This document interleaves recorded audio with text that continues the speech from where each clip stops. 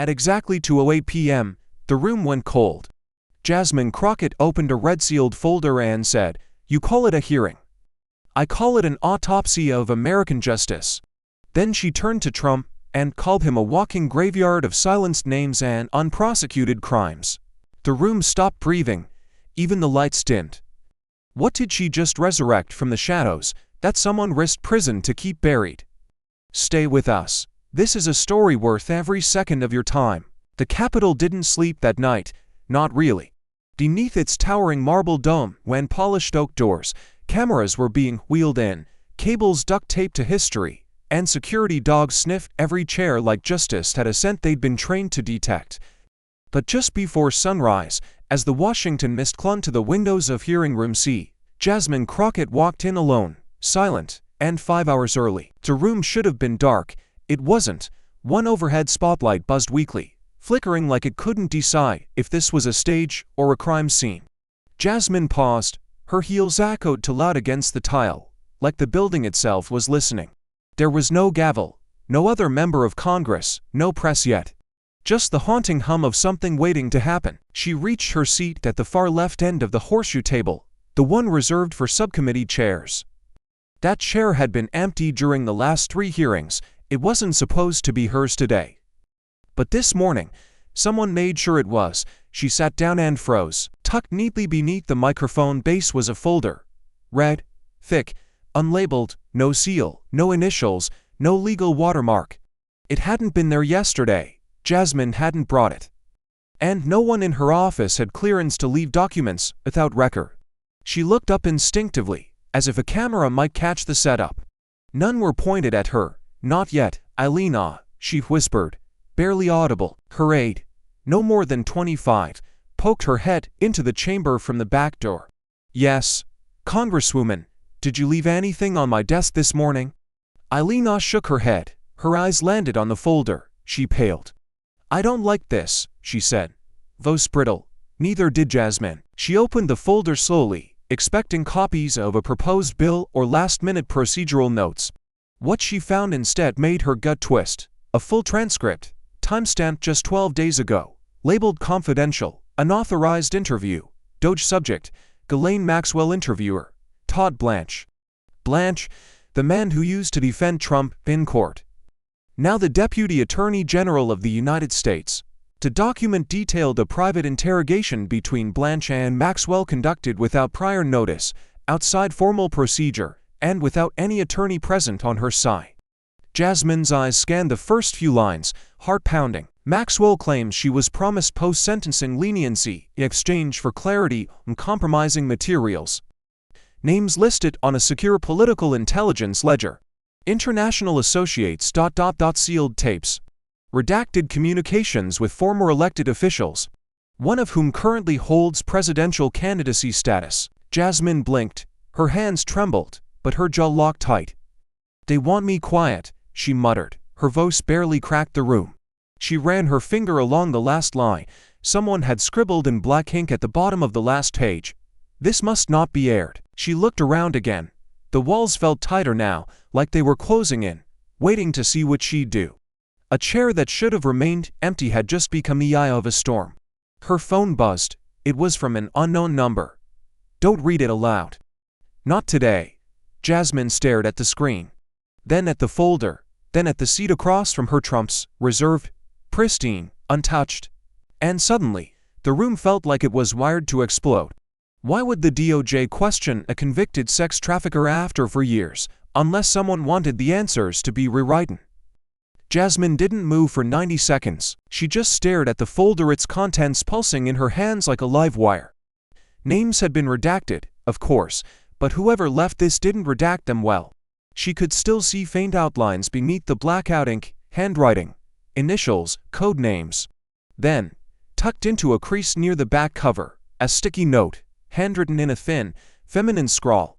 "Start on page 6, look at the club address." She did. Her eyes froze on the zip code. Palm Beach, Florida. Then her gaze moved to the blurred-out owner field. She didn't need the full name. The initials were enough. MEC, her mouth dry. That club the one journalists whispered about but never printed. Jasmine had heard stories. Private parties, silent deals, no cameras.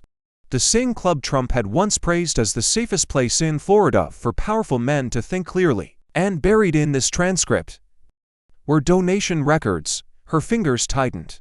She flipped back to the beginning of the document, more redacted names. But under the poor ink job, she could make out fragments that stitched a pattern across the faces she saw every week in Congress. An old tycoon from Texas, a judge still wearing the robe, a billionaire hedge fund CEO who sat on the same panel that once blocked child trafficking legislation. And one name burned straight through the black line: Victor Langston. A name that haunted Jasmine since she was 17. The same man who testified against her cousin Jerome. The same man who smiled in court while her aunt screamed. Jerome never came back. The system swallowed him, sealed him, and kept moving like nothing ever happened. She swallowed hard, her throat burned. Cut 2. Outside the Capitol, protesters lining up. Mothers holding laminated photos of missing daughters.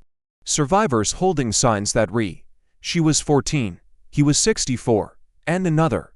Justice delayed is a crime extended." Helicopters buzzed overhead. Police in riot gear lined the barricades. And through the tinted windows backstage, Jasmine watched the weight of their stories swirl into the marble dome above. She turned. A voice behind her cut through the static.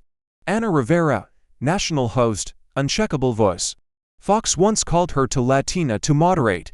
She wore that like a badge now. They said he wouldn't show, Ana said, brushing her mic down. Said he'd call it fake news and hide behind a statement. Jasmine didn't blink. Ana leaned in, whispering like they weren't alone. "He's here, 3rd floor, with Secret Service, wearing navy. Looking like he owns the building." Jasmine inhaled once, deep, measured. Her hands didn't shake anymore. Her shoulders didn't drop, not today. She pulled the red folder tight against her chest. "If he came to silence me," she said, voice steady as steel, "then he picked the wrong woman and the wrong damn century." She stepped toward the hallway, heels clicking like gunfire. If Donald Trump wanted this truth buried, he'd have to do it under the weight of 82 million watching eyes, because she wasn't just carrying names anymore. She was carrying the reckoning. The countdown started at 60. In the control booth, red lights blinked like cardiac monitors. CNN, MSNBC, and C-SPAN synchronized feeds, the kind of rare unity that only came when America was about to witness something historic or horrific. The producers knew it. The security teams knew it. The janitors mopping the marble knew it. This wasn't just a hearing. This was a detonation with microphones. In her seat, Jasmine didn't fidget. She didn't breathe too hard. She just stared across the chamber, where Donald J. Trump had just entered with the air of a man who believed the room already belonged to him. He walked slowly, scanning the chamber like it was a casino floor he once bought. Navy blue suit, red tie, cuffs monogrammed DJT in gold thread. No notes, no briefcase, just a faint smirk and a knowing glance toward the cameras. He leaned back in his chair like it was a leather throne. The moment he sat down, the temperature dropped, figuratively and literally. The central AC kicked on like a nervous system bracing for impact. Ana Rivera didn't speak at first. She adjusted her headset, readjusted the pin on her collar, a black butterfly with silver veins. Then she leaned toward Jasmine, voice low enough that only one mic could catch it. "He called it a hoax," she said, "right before walking in. Said you were chasing ghosts in heels." Jasmine didn't flinch. Her eyes narrowed, not in anger, but in something colder: calculation.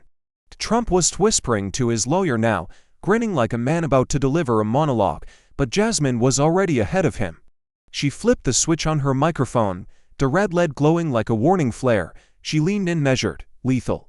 "Mr. Trump," she said, her voice slicing the chamber with surgical precision, "do you believe truth dies when the lights come on?" The air collapsed. Trump looked up, slower than expected. His mouth curled, not quite a smile, not yet rage. Something in between. He wasn't used to being addressed like this. Not first, not directly, and definitely not by someone who had the evidence folder tucked beneath her chair like a loaded weapon. Camera 2 zoomed in on his eyes. They didn't blink. Somewhere in the control room, a producer whispered, "We're live." The lead strips beneath the congressional seal pulsed red. Not symbolic red, real red, a glitch in the lighting system, supposedly. But it felt like something else.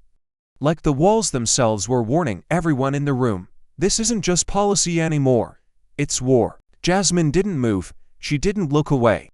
Trump shifted, barely, just enough, and in that micro-movement, the entire country saw something they'd never seen before, the beginning of fear behind the face of manufactured power.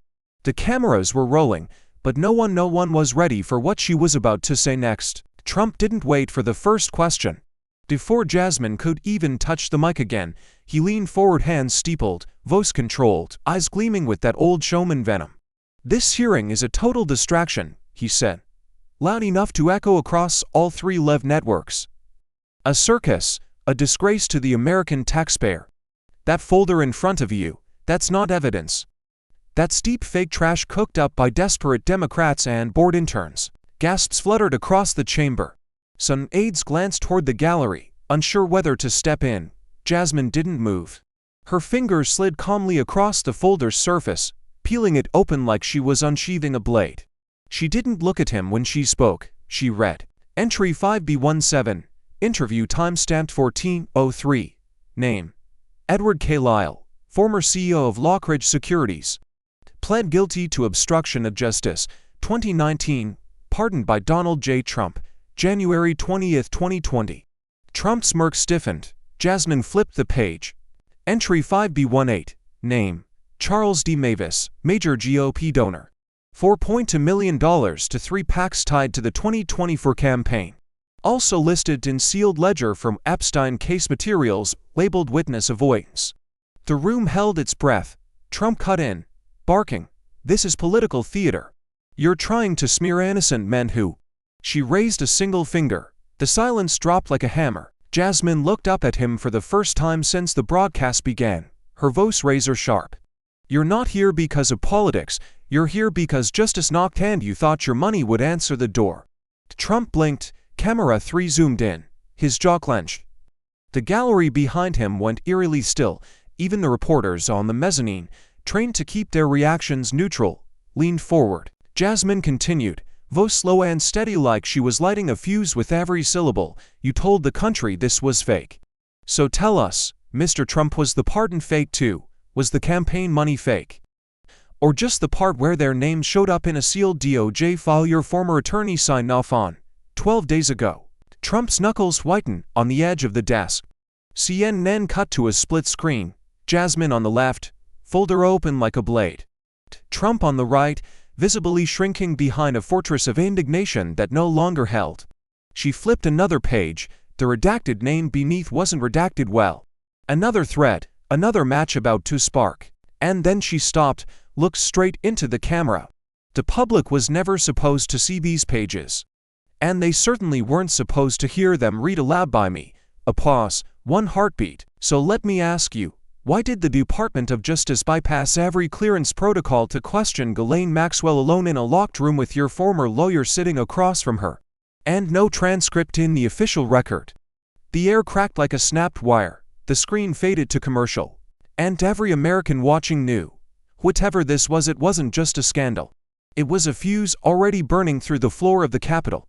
Jasmine didn't raise her voice. She didn't need to. Instead, she reached beneath the table, retrieved a small flash drive, and slid it into the terminal beside her mic. A low beep echoed. The main screen behind her flickered to life. The lights dimmed on cue, though no one had planned for it. It just happened, like even the chamber understood silence was about to end. The video began. A girl, maybe 16, shoulders curled, hair tucked behind her ears, voice paper thin. Time stamped for years ago. Jasmine had gotten permission barely. "They told me to forget it ever happened," the girl whispered. "Said if I brought it up again, I'd lose my scholarship. That my family would be embarrassed." The camera shook slightly as she inhaled. "He said I looked older, that it wasn't really illegal if I agreed." "I didn't agree, I was just scared." A sob caught in her throat. The screen went black. The chamber was still. Somewhere in the back row, a woman began crying, not soft tears, but sharp ones. The kind that had waited too long. Another followed, then another. The sound of grief rippled through the room like shattered glass. Trump shifted in his seat, crossed his legs, then uncrossed them, cleared his throat. His face was unreadable, but his hand gripped the armrest like he was bracing for impact. He leaned toward his mic. I sympathize, but we're not here to rehash personal. No, Jasmine said. Just that. One word, no venom, no volume. Then she stood, slowly, deliberately. She didn't face Trump, she faced the gallery, the cameras. The people whose stories never made it past red tape or campaign filters. I don't speak for myself, she said, voice steady but scarred. I speak for the girl who's still waiting for someone to believe her scream. I speak for the mother who buried her daughter next to a sealed police report. I speak for the child who thought silence was safer than the truth. She walked forward, past the desk, past the mic. And I speak because the people who built this room never planned for a woman like me to stand in it. The chamber held its breath. Trump didn't move. A reporter scribbled "Crockett freezes the room" into her notebook, then dropped the pen. One survivor in the gallery clutched a photo so tight it bent at the corners, and Jasmine kept going. We have policies for corporate fraud. We have laws for border crossings. But when a girl says she was raped by a man with money, the system responds with a shrug and a sealed file. She turned back to her seat. The room didn't make a sound.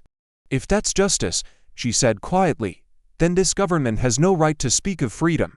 And just like that she sat down. Not a single person in that chamber dared exhale because for the first time in years, the country remembered how terrifying it is.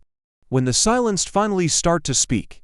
The room was still vibrating with Jasmine's last words when Trump leaned forward and changed the subject.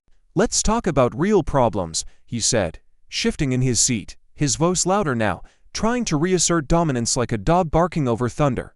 What's happening in our cities? The crime, the drugs, the attacks on police. That's the real crisis, not some exaggerated stories from years ago.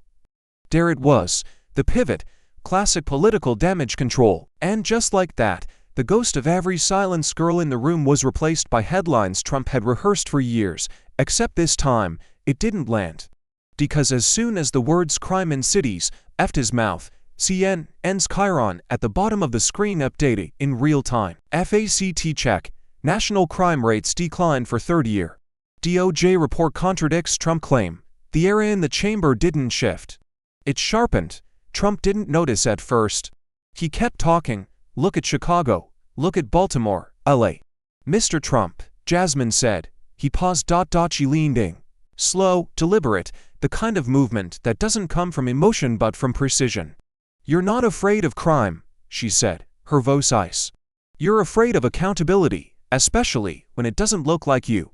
The entire chamber TNSCD. Camera to zoomed in. Trump blinked, just once, but it was enough. His fingers twitched over the nameplate. His mouth tightened. The illusion was cracking. Let's be clear, Jasmine continued. You didn't change the subject because you care about the streets. You changed it because you couldn't face the names I just said out loud. Because they sit in your donor circles, because you signed their pardons. Because they have your number and you have theirs. In the control room, the audio engineer whispered, "She's torching him live." Trump tried to interrupt, "That's not true." But Jasmine stood again. You talk about crime like it lives in the shadows. That the real crime walks marble halls, it wears flag pins and $1,000 shoes. It holds meetings in private jets and calls it leadership. And when women scream, it funds their silence. He froze. The gallery behind her didn't cheer. They didn't need to. The silence became its own standing ovation. Jasmine placed her hand back on the folder, the one with still sealed pages. There were two she hadn't read yet. She hadn't had to. The implication alone had already lit the fuse. She looked toward the press section. A few journalists were pale. One clutched her earpiece and mouthed, "White House just denied everything." Another broke protocol and whispered across the rail, "They tried to kill the file last night. Executive order failed." Someone leaked it. Jasmine blinked once. The corner of her mouth lifted, but it wasn't a smile. It was the recognition of a weapon that hadn't even been drawn yet. And as she turned her gaze back to Trump, the whole country could feel it.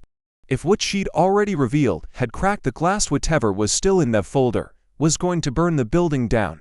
Jasmine didn't want to open it, not this page. The rest she had read with a prosecutor's composure, a public servant's distance, but this one felt different. She could sense it before her eyes scanned the first line. The folder seemed heavier now, like it knew the blood beneath the ink had once been familiar. She flipped to the final unsealed section. Doge Memo 17A. Pound. Subject: Operation Little Bird. Interview Addendum. Recommendation: Non-disclosure. Sensitive federal failure. Active suppression requested by internal counsel. The name beneath it stopped her breath. Aaron Devlin. The gallery blurred. She remembered that name like a scar that never quite closed. Not because of headlines, not because of a court filing, but because she'd once held his mother's hand in a Dallas courtroom, while a judge told her that her son's abuse lacked sufficient corroboration for prosecution. Aaron had been 16. The state had lost his rape kit, and now here he was on a page Jasmine wasn't supposed to read, in a file marked to vanish, under a program she thought had been buried years ago. Operation Little Bird, she whispered. The room didn't react. But inside Jasmine's chest, something cracked. The sting operation had been created to uncover trafficking rings embedded in political circles before it was mysteriously shut down and all records sealed. She had filed a FOIA request for it 5 years ago. It was denied, twice, but now she knew why. The memo detailed Aaron's connection to 2 donors, one a hotel magnate, the other a former Senate Finance Committee advisor.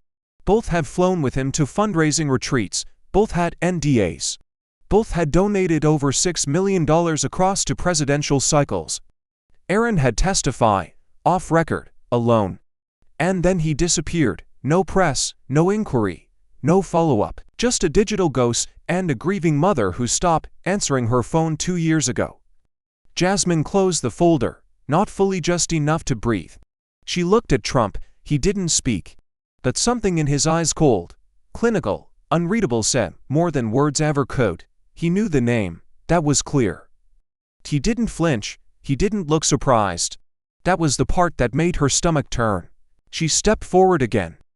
Not to grandstand, not for the cameras, but because she couldn't stay seated anymore. He was a child, she said. And the state erased him with red tape and silence. Now I know why. The screens above didn't show graphs anymore. They showed Aaron's face. It had been quietly submitted to the record by an anonymous staffer. A school portrait. Faded. She paused, her voice low but lethal. When the government hides victims in policy footnotes. That's not a glitch, that's the design. She turned the folder to face the nation, and the question burned not in her voice, but in the silence that followed.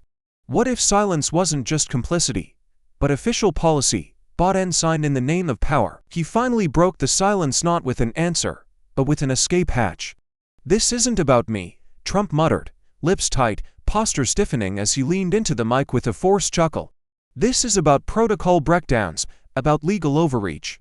You want a circus, Congresswoman, but the American people want stability. They don't care about old rumors or ancient wounds. It was a deflection, a practiced one, but the tone was different now, hollow, a little rushed, like a man running out of air while pretending to be amused. Camera 3 zoomed in. His hands were twitching, barely visible to the room, but clear to the 84 million viewers watching live. His right thumb tapped against the table. His left index finger gripped the base of the nameplate as if anchoring him in place. Jasmine stood still. For 5 seconds, she said nothing. Then she moved just half a step closer to her mic. You weren't a leader, she said, her voice sharpened by every woman he'd ever interrupted. You were a mirror. You let every abuser see himself in power. The words didn't echo, they detonated. Trump blinked, once, then again. Across the gallery, the survivors didn't move, but their stillness felt louder than applause. Jasmine didn't stop. You weren't elected for your strength. You were chosen because you made predators feel safe. Because you looked into the camera and said, you can grab her. And the country heard that and thought, finally, someone who tells the truth. She reached under the table again, pulled out a printed sheet. The text was bold, highlighted, damning. June 16, 2005, Trump dismisses lawsuit from former employee alleging assault, settled with an NDA. October 8, 2016, leaked access Hollywood tape. May 2017, 5 sexual misconduct allegations, dismissed on lack of evidence, all silence under confidentiality agreements. She laid the sheet on the desk in front of her like evidence in a courtroom. Trump didn't look down. You say this isn't about you, she continued. But every statistic, every sealed file, every redacted name, they all trace back to one thing, a culture you didn't just benefit from. You built it, you marketed it, and now you want to disown it because the receipts are on the table. C-SPAN didn't cut away, neither did CNN, and no producer dared go too commercial. Trump sat motionless, lips drawn, eyes flat, tapping now stopped. So no, Jasmine said, voice low but unmistakably lethal. This isn't about politics, this is about legacy, yours. She turned again, not to him this time, but to the millions watching from their living rooms, hospital beds, classrooms, and cars. Because what does it say about a nation when the most powerful man in the country is terrified of a woman with a microphone? She didn't blink, neither did the country. And in that one still moment when power met truth without a script, it wasn't Jasmine Crockett who looked small, it was the presidency that flinched. It happened in the third row, quietly, at first. A rustle of paper, a breath held to lawn, then a thud that cut through the chamber like a bone snapped under weight. Someone had collapsed, the cameras didn't cut. The control room froze, stunned by the sound. A woman mid-30s, thin, shoulders trembling, had fainted face first into the aisle. Her laminated photo slid from her lap and skidded across the marble floor. On it, a smiling teenager in a prom dress. A date that read June 2004. Jasmine didn't hesitate. She stepped down from the dais, ignoring protocol, ignoring the stun aides whispering into earpieces. Her heels struck the floor like a countdown. She crouched beside the woman, gently lifted her up with one arm, the other hand retrieving the photo like it was sacred. No theatrics, no speech. The woman's eyes fluttered open. She grabbed Jasmine's wrist with the desperation of someone begging not to disappear. They told me, she whispered. Jasmine's voice was barely audible, but steady. Not anymore. The room was dead silent except for the slow, mechanical hum of live broadcast equipment, catching everything. No anchor interrupted, no producer dared overlay commentary. America was watching, unfiltered. As Jasmine helped the woman back into her seat, a low mic picked up something else. Trump, his voice, barely a whisper, off mic but still caught on the boom. Get her back in line. Three aides looked at each other, unsure if they should pretend not to hear. Jasmine heard it. She stopped mid-step, turned, the camera cut to her face, still, unreadable, but her jaw tightened like a lock snapping shut. Then she walked back to the dais, not like a witness, not like a member of Congress, but like a reckoning given legs. She didn't sit, she didn't ask for permission, she just faced him. You've spent your life controlling rooms, she said, her voice slicing through the air. Controlling women, controlling truth. But this room doesn't answer to you anymore. Trump didn't respond. He couldn't. The camera zoomed in just in time to catch the twitch in his cheek. Jasmine turned back to the gallery. All eyes were on her, reporters, survivors, aides, even the guards near the doors. No one moved. This woman, Jasmine said, gesturing toward the survivor, didn't fall because she was weak. She fell because she carried too much alone for too long. And when the truth weighs more than a body can hold, the collapse isn't failure, it's release. She placed the photo gently on the table beside her folder. The chamber pulsed with something ancient, something raw, like grief breaking out of its chains and finally daring to take form. And in that sacred silence, when no one argued, no one dismissed, no one dared deflect, truth finally made a sound. It wasn't a voice, it was a heartbeat. And it didn't belong to the powerful, it belonged to the silenced. The next detonation didn't come from Jasmine, it came from Anna Rivera. She'd been quiet since the collapse in the gallery, her eyes fixed on her tablet, lips moving but soundless. Then, during a lull between breaths, she raised her mic, eyes locked on the teleprompter, and spoke a sentence that stopped time. Breaking the Department of Justice memo just released to congressional servers confirms that the Ghislaine Maxwell meeting was not only scheduled, but approved by the White House. The room didn't gasp, it didn't need to. The silence that followed was louder than disbelief. Jasmine's hand moved instinctively toward the folder. But before she opened it, Anna added one more word. One name, signed off by Deputy Attorney General Todd Blanche. The folder snapped open. Jasmine riffled through the pages, knuckles white, breath sharp and focused. And there it was, a signature scanned, faint, but clear enough. T. Blanche, the ink bled slightly from being faxed. But she recognized it instantly, because she'd seen it before. Flashback, a courtroom in Texas, 5 years ago. A defense table, an argument over inadmissible testimony. Jasmine, still in her blazer from the plane. Blanche had leaned in and said it to her face, low enough that the stenographer couldn't catch it.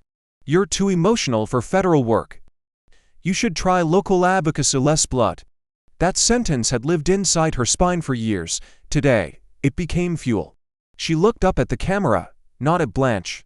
Not at Trump, but at America. "You once told me I was too emotional, that my voice made rooms uncomfortable. That maybe I belong somewhere smaller, somewhere quieter." She held up the page with his signature. "I was emotional, Todd, because I felt what your system tried to bury. I still do. And I won't apologize for bleeding where others were told to disappear." Her voice didn't waver, it deepened. "You signed your name on a private meeting with a convicted trafficker while the world was still grieving the one she helped destroy. And now you want us to pretend it was procedure." She dropped the memo on the desk like evidence. The camera cut to Trump, still silent, jaw locked, brows tight.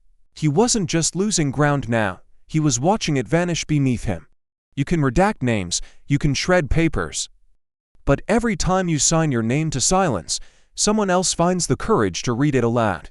Jasmine returned to her seat, but the words hung in the air like smoke that wouldn't clear. Why did Todd Blanche risk his entire career for that meeting? And who had enough power to make him believe it was worth it? She didn't raise her voice.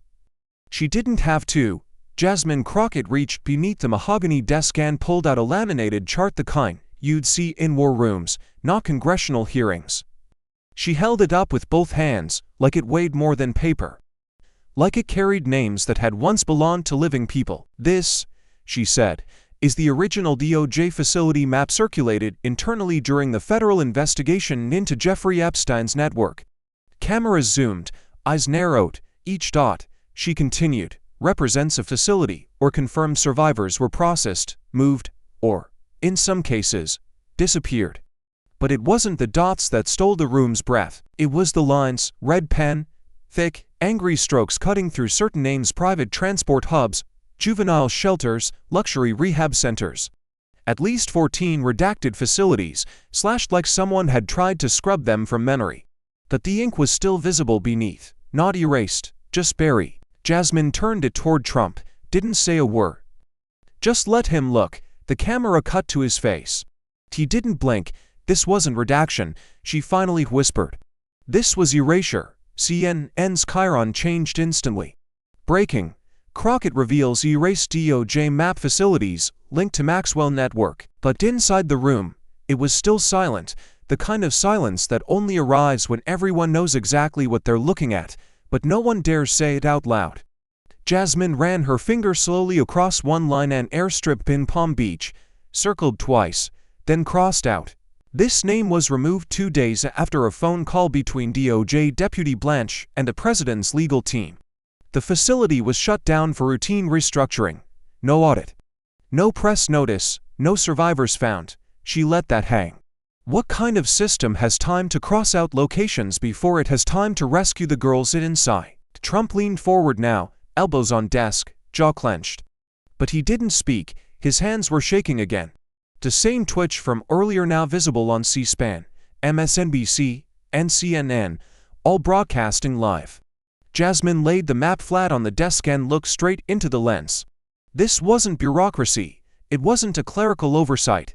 This was a pen that knew exactly what it was protecting. She paused, letting the full weight of that line settle across every screen in America. The pen is red because it was never meant to be seen. And now that it is, someone knows this country more than silence. She sat back slowly, spine straight, hands folded, not like a politician, but like a witness giving sworn testimony to history. Because that's exactly what this had become. Was this a cover-up, or was it policy from the start? And if so, who else had a pen? The storm had perfect timing. A sudden flicker cut through the chamber as fluorescent bulbs blinked overhead. For half a second, Capitol Hill's searing room wasn't lit by democracy, but by lightning. The power didn't go out, but it trembled, just long enough for everyone to remember how fragile this building really was. Then came the rain. Not gentle, not poetic, but angry, a pounding flood against the glass dome above their heads, like 1,000 fists slamming down from the sky. Reporters looked up, senators glanced nervously around. For the first time since the hearing began, everyone looked small. Except her. Jasmine Crockett stayed still. She didn't speak, she didn't blink, she just breathed. Slow, steady, deliberate. Then she stood, pushed the mic slightly closer, and looked not at Trump, but through the cameras, into every living room in America. "Till lights flicker," she said quietly. "And suddenly, we see what's been hiding in the dark. No shouting, no theatrics. Just the unshakable calm of someone who's not afraid to break something if it's already broken." She held up the map again, red ink still visible under the chamber's failing lights. But she didn't point to the lines, she pointed to the empty spaces. "This isn't about Trump," she said. "It's about what this system allowed, what it encouraged, what it protected because it was profitable to protect." Cameras zoomed on her hands, trembling now, but not from fear. From fury, from history finally feeling heard. "They don't ask you to stay quiet anymore," she added. "Now, they just distract you until you forget what you were screaming for." And then she leaned in, just slightly, not for drama, but because truth shouldn't have to shout. "You don't fix a system like this by replacing its puppets, you burn the stage." A beat of silence, and then the sound. The ceiling groaning under the weight of the storm. It wasn't just weather, it was metaphor made real. Thunder followed, not behind her, but inside her words. Trump looked down, and across herself. A CNN anchor was heard whispering off-screen, "Oh my God." Jasmine finally exhaled, a single breath that felt like a reckoning 5 decades overdue.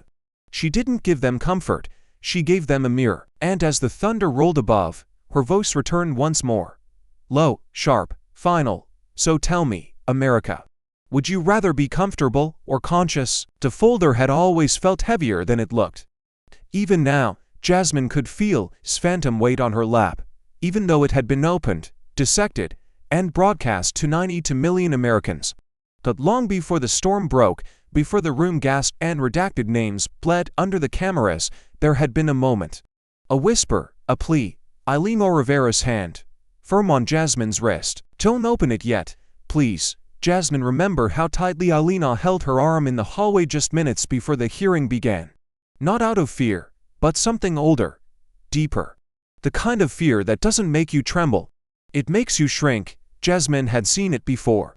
On mothers who had lost sons, on girls who stopped telling the truth, on survivors who had to smile through their trauma just to get a damn job. "It's not the right time," Alina had said.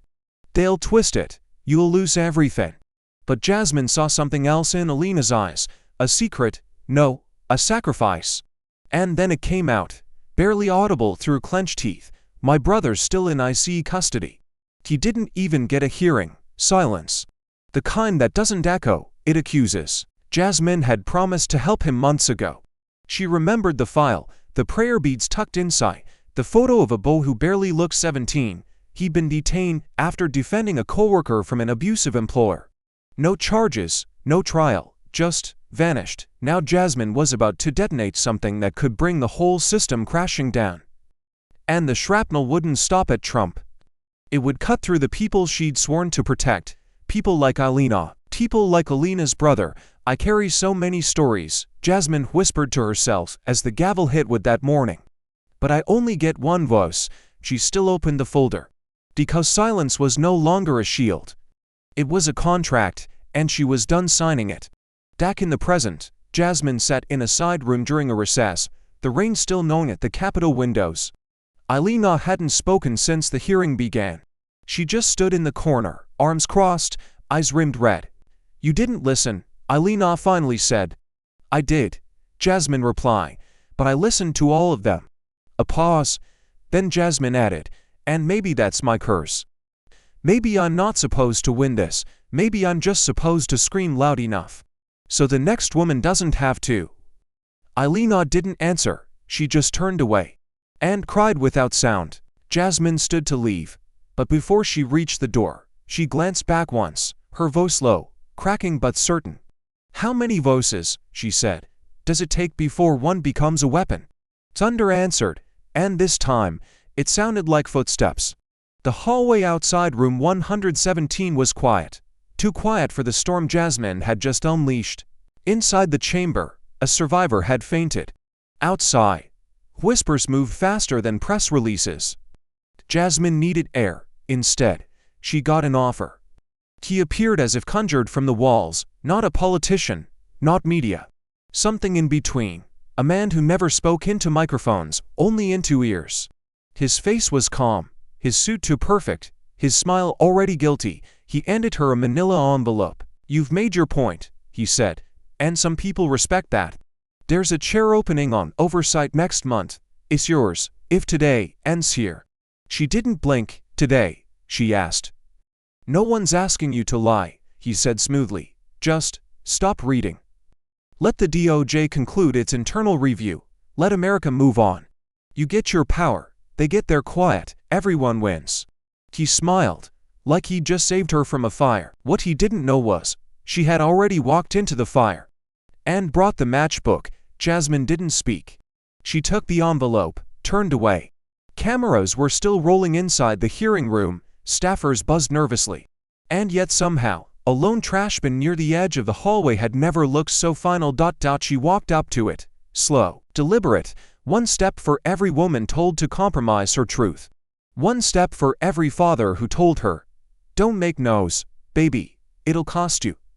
One step for the folder in her bag, and the name still shaking inside it. And then, she dropped the envelope into the bin. Not in anger, but in ceremony. The camera light caught the gold trim just as it vanished into the dark. Then Jasmine turned around and looked straight into the lens. Tower offered in silence is poison with gold trim, she said. And I've seen what it does to women who drink it. The silence in the room grew sharp. The man was already gone. But the damage, to him, to the system, to every parasite in a tailored suit, was done. That moment traveled. It reached phones before it reached headlines.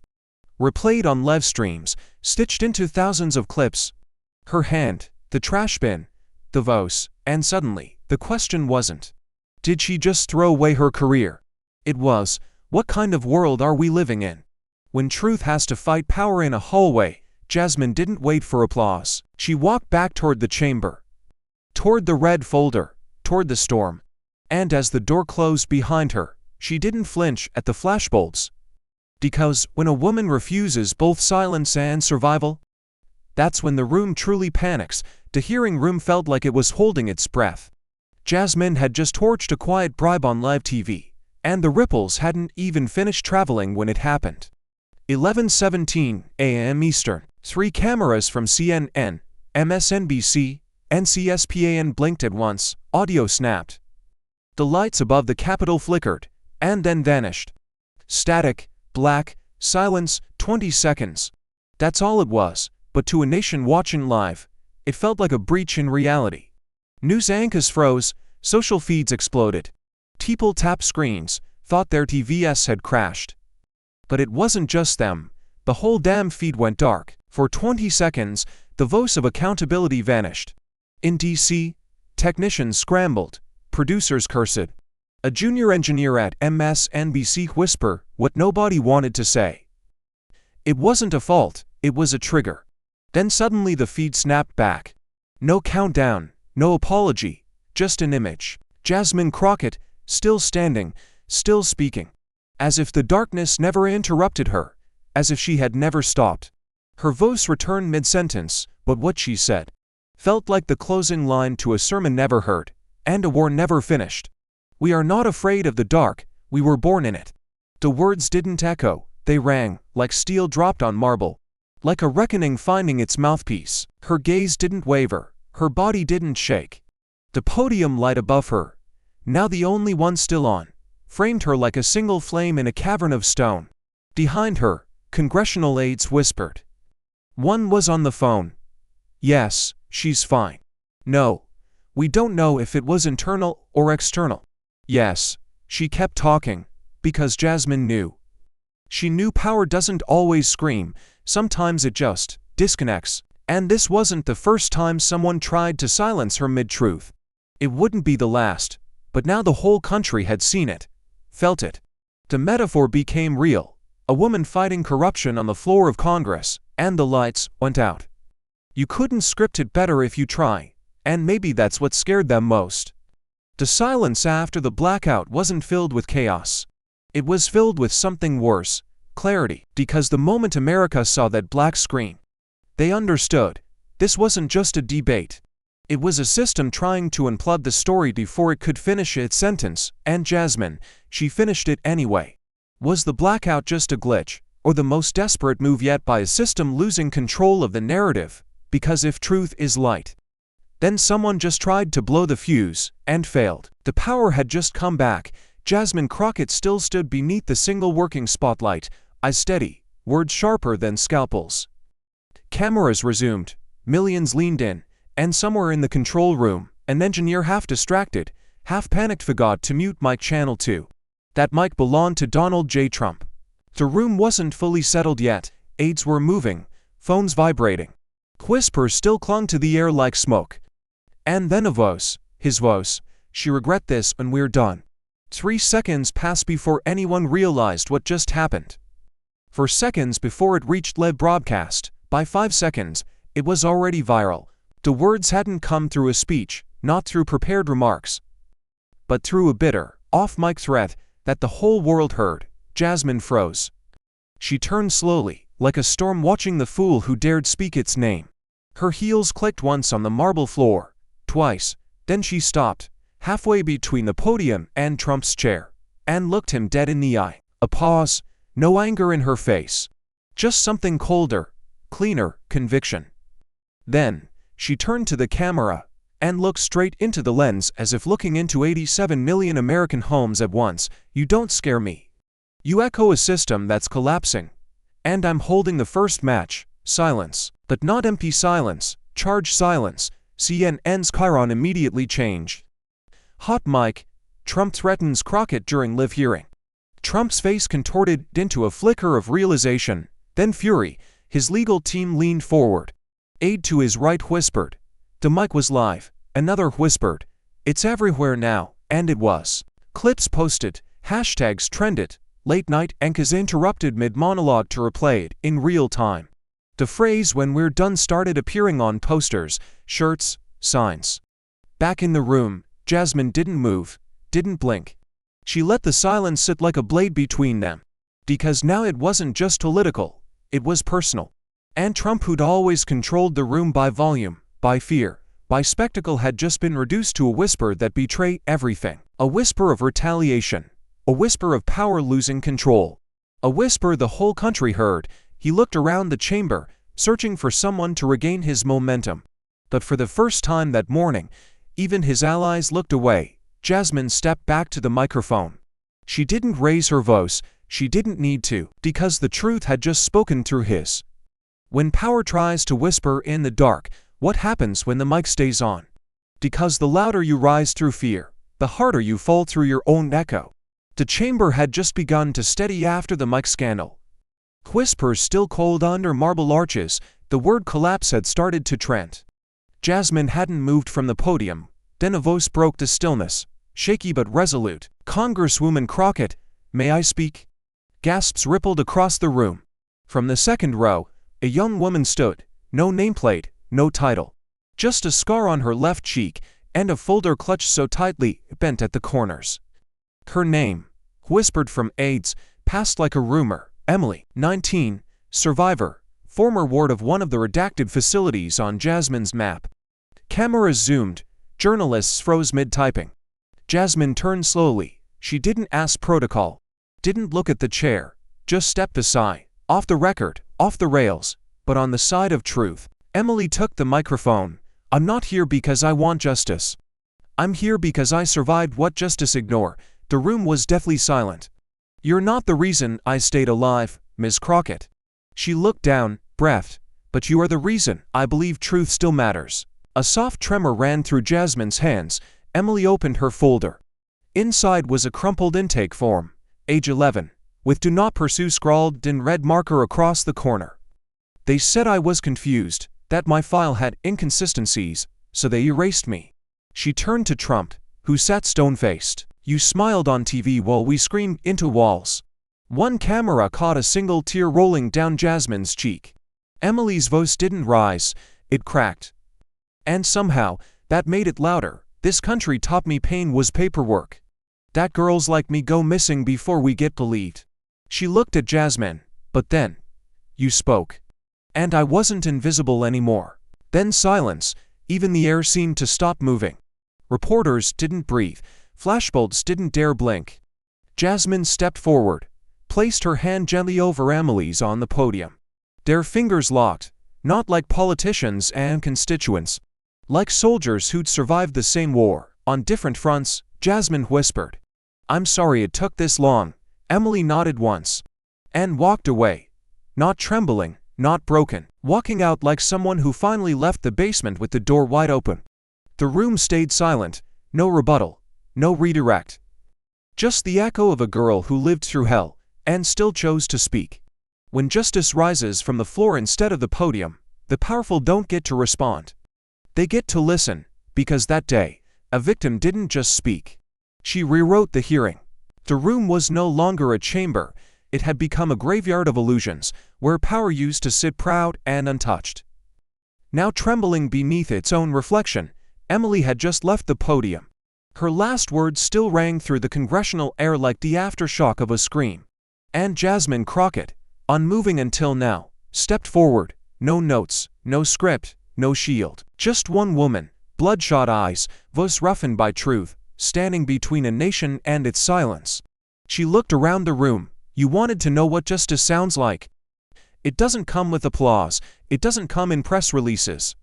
It walks into this room with scars, and leaves with your attention. She raised the folder one last time, the same red-sealed DOJ folder they tried to hide. But this time, it was no longer just a folder, it was evidence turned weapon. Inside this are names they buried, files they burned, voices they thought would stay small. She paused, then opened the folder, slowly, deliberately. Pages fluttered out like shards of truth, names, addresses, memos with entire paragraphs blacked out except for initials, girls aged 9, 12, 14. One paper landed face up on the table, subject relocated, no further inquiry. Gasps. A CNN camera caught a congressman's hand trembling near his glass of water. Trump didn't move. But his jaw was clenched so hard the tendons in his neck pulsed like wires about to snap. Jasmine turned toward him for the last time. You erased names from a map. She held up a blood-red pen, and slashed a thick line through his initials on one of the documents. I wrote them back, in blood, not mine, theirs. Then she turned to the cameras, no teleprompter, no permission. And now, America, the rest is yours.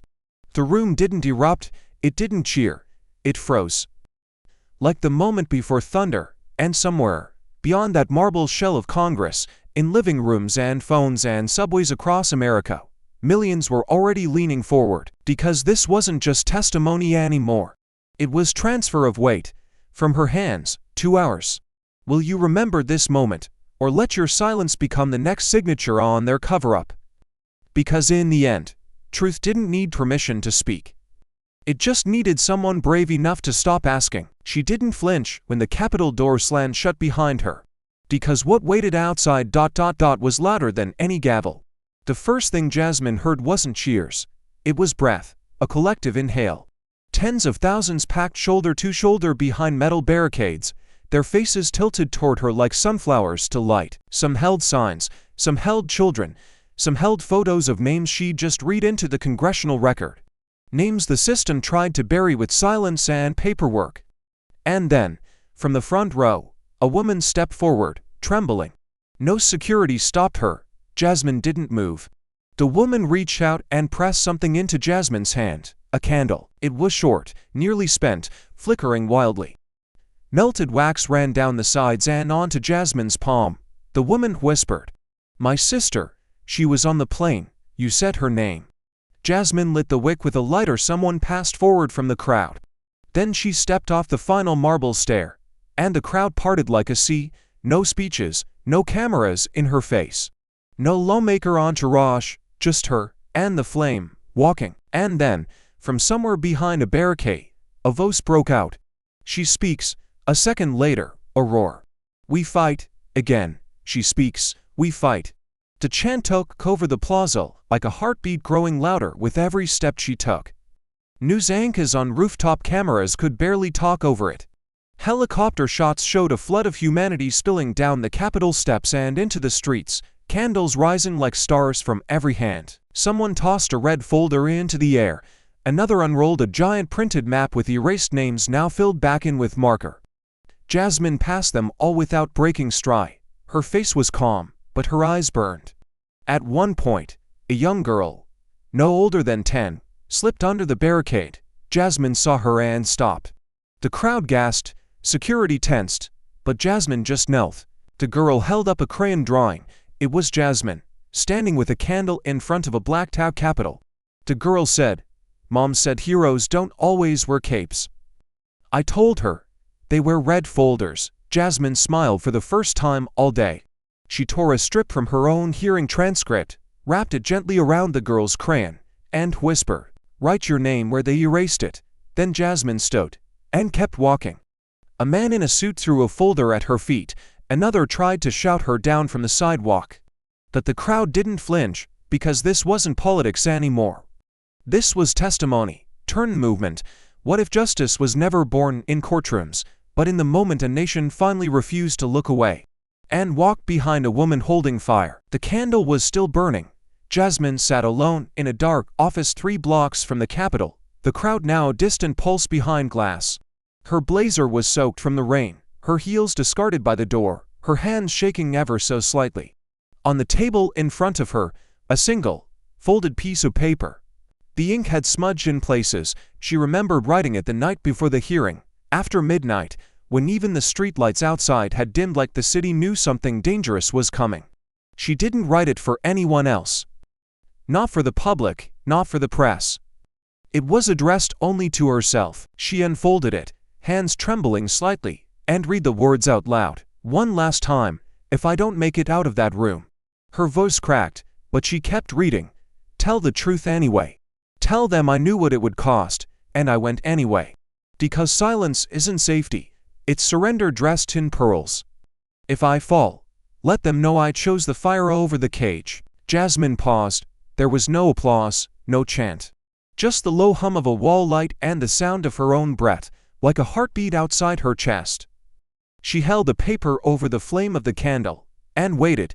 It curled, turned black at the corners, then caught fully, illuminating her face in flickering gold before vanishing into ash. She didn't cry, she just whispered, "No one else ever gets to write my ending." Then she stood, slowly, picked up the ash-covered plate, walked to the open window, and let the wine take it. The Capitol dome still glowed in the distance, untouched by the storm that had nearly broken it open. And Jasmine, barefoot, bruised, but unbroken, watched it flicker like a match that still hadn't gone out. Is fear the cost of truth, or the clearest sign you're standing exactly where power hoped you'd never arrive? The cameras had stopped following, the chance had faded into the wind. But one lens remained, unblinking, unfiltered, pointed straight at her. Jasmine stood alone in the now empty chamber, her heels echoing softly as she walked toward the center of the room where it all began. The desk where she cracked open sealed truths was still there. The charred remains of the red folder had been swept up hours ago, but the weight it carried still hung in the air like smoke that refuses to leave after the fire's gone out. She looked around at the vacant seats, where men once shouted, smirked, sneered. Now, just ghosts of power without a voice, without a defense. And then, she turned to the camera, not the media's, America's. Her eyes were glass, but unbroken, her voice, soft, but thunderous. To the next girl holding an envelope ... or a memory too dangerous to name. To the one walking into rooms that weren't built to hold your truth. To the one who was told to smile, stay quiet, or survive quietly. She paused. No soundtrack, no applause. Just her heartbeat, and yours. You don't have to carry it alone anymore.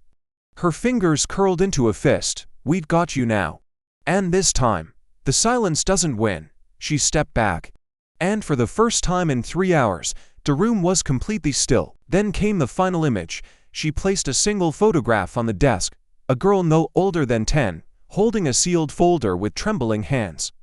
The photo burned slowly, no music, just the sound of paper turning to truth. Fade to black, for 6 full seconds, silence. Then one sentence appeared on screen, white on black. History isn't written by the victors. It's written by the survivors who spoke. But this time, one more line fades in beneath it. And the next chapter is watching. Truth doesn't end with her voice. It begins when you decide not to look away. Sometimes, the truth doesn't roar. It trembles in the hands of those brave enough to carry it. Jasmine's story reminds us that silence is never neutral. Every time we speak, show up, or refuse to look away, we redraw the lines of what's possible. You don't need a podium to make history, just the courage to keep standing when others sit in fear. Your turn. What truth have you been carrying? And who might need to hear it today? Drop a comment below. Someone out there is waiting for your voice. Thank you for watching until this moment and for standing with us on this journey for justice. Your support means everything. Like, subscribe, and turn on notifications so you never miss what's next. And we'd love to hear your thoughts. Leave a comment below and let us know what moved you most in this story. Together, our voices make a difference.